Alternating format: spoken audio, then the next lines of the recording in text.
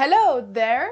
Je m'appelle Estelle, j'ai 25 ans et si tu cherches à apprendre ou à améliorer ton anglais, alors tu as cliqué sur la bonne vidéo.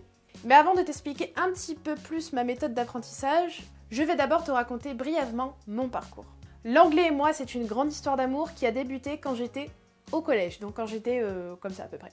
Grâce notamment à certains professeurs que j'ai eus à cette époque, mais aussi et surtout quand j'ai découvert le cinéma et la musique américain. Ça a été une sorte de gros coup de cœur pour cette culture et étant de nature très curieuse déjà à cette époque-ci, j'avais pour ambition de comprendre ce qui était dit dans les chansons justement que j'écoutais.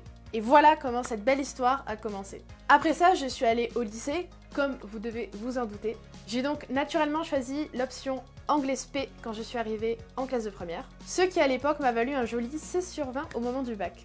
Well done, comme on dit. Après mon aventure au lycée, je suis allée à l'université à Montpellier, où j'ai effectué ma licence LLCER anglais. Mais qu'est-ce que c'est LLCER? Qu'est-ce que ça signifie? Tout simplement, langue, littérature, culture étrangère et régionale. En troisième année de cette licence, j'ai eu la chance, l'immense honneur, que dis-je, de partir dans le cadre du programme Erasmus+, à l'université de Reading en Angleterre. Ce fut une expérience incroyable et extrêmement enrichissante. J'en suis revenue grandie et motivée comme jamais pour la suite. En rentrant, je me suis engagée dans un master MEF anglais. Alors MEF, ça signifie métier de l'enseignement, de l'éducation et de la formation. Autrement dit, je me destinais et je me préparais surtout à devenir professeur d'anglais pour l'éducation nationale. Ce master m'a permis d'effectuer des stages au sein d'un collège notamment et il m'a également préparé au concours qu'on appelle le CAPES, le fameux CAPES. Au total, durant toutes mes études, j'aurais tenté 3 fois ce concours. La première fois en candidat libre, car je n'avais pas été acceptée dans le master que je voulais, donc le master MEF, et j'étais donc partie en master recherche pour quand même continuer quelque chose au cours de cette année.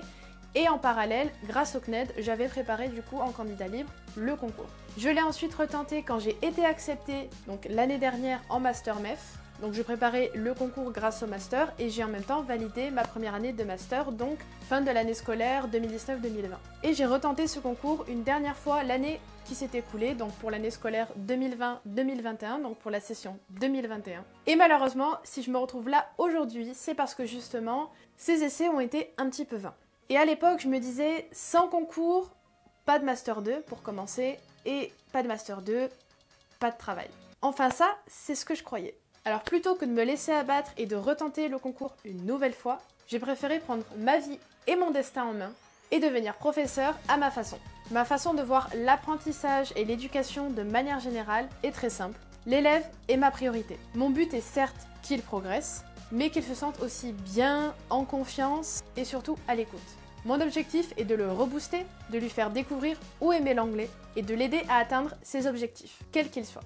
Avant toute chose, je dois comprendre d'où il vient, quelles sont ses bases, quelles sont ses faiblesses et quelles sont ses forces surtout, pour pouvoir planifier avec lui une méthode, un schéma, un parcours à suivre et qui lui sera adapté.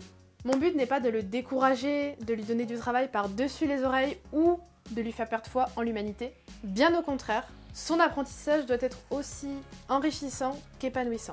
Oui, certes, il y aura des moments un petit peu moins drôles que d'autres, ça fait partie du jeu aussi, mais l'expérience doit rester accessible et motivante, tels sont mes objectifs. Pour le lieu d'apprentissage, c'est à l'élève et à ses parents, s'il est mineur, de choisir. Je m'adapte en fonction de ce que va préférer l'élève, là où il va se sentir le plus à l'aise, ça peut être autant chez moi que chez lui, ou ailleurs d'ailleurs. Les outils que je vais utiliser vont être variés parce qu'ils vont s'adapter selon l'âge, le niveau aussi de l'élève. Il y aura des cours qui parfois s'axeront uniquement sur de l'oral, on n'aura pas forcément de matériel en plus, et autant il y aura des cours où on va un petit peu écrire, d'autres où je vais diffuser par exemple des vidéos, des images pour illustrer mon propos et pour appuyer ce que l'élève apprend. En parlant de ça, justement, je m'occupe depuis le mois d'octobre d'élèves en bas âge. Et pour les plus petits, j'ai aussi une formule qui est adaptée pour qu'ils découvrent petit à petit les sons, la façon d'utiliser tel ou tel mot, pour qu'ils puissent en avoir l'usage. Je focalise mon enseignement uniquement sur la pratique orale. Évidemment, s'il y a des choses écrites et que l'élève voit ce qu'il y a écrit, je ne l'empêcherai pas de lire. Mais pour moi, le plus important, c'est qu'ils aient déjà l'oreille. Pour moi, c'est vraiment la base parce que c'est comme ça déjà qu'on apprend notre langue maternelle. On n'apprend jamais notre langue maternelle en commençant à écrire. Tout se passe par l'oral, les sonorités, ce qu'on entend, ce qu'on dit, et c'est comme ça qu'une langue va le mieux rentrer, en tout cas au début. Sachant qu'en plus, il y a beaucoup de différences entre la graphie et la phonie, parfois en anglais. Donc il s'agit de ne pas trop les embrouiller ou les perturber, mais qu'ils soient surtout familiarisés avec l'oral parce que c'est ça qu'ils vont le plus utiliser plus tard dans leur vie. Pour les plus petits, je me base aussi parfois sur le livret Montessori, et pour les élèves plus âgés, évidemment, je m'adapte selon le besoin, selon qu'est-ce que l'élève veut travailler, et c'est vraiment un programme qui va être fait sur mesure. Mes cours se situent essentiellement sur Montpellier et alentour, mais vous pouvez très bien, si vous venez de plus loin que Montpellier et alentour, venir aussi prendre les cours chez moi, il n'y a aucun souci avec ça. Pour la durée de chaque cours, évidemment, ça aussi, ça va s'adapter selon l'âge et le besoin de l'élève, parce que pour les enfants en bas âge, on se rend pas compte, mais 1 heure, ça peut être un petit peu long. C'est pour ça que je vous propose des formules avec des cours de 30 minutes, 45 minutes, ou 1 heure. Évidemment, on peut très bien adapter et faire quelque chose d'encore plus personnalisé, mais voilà à peu près les tranches horaires que je propose. Ah oui, au fait, je ne sais pas si tu as remarqué, mais cette vidéo est issue de ma chaîne YouTube qui est totalement dédiée à l'anglais.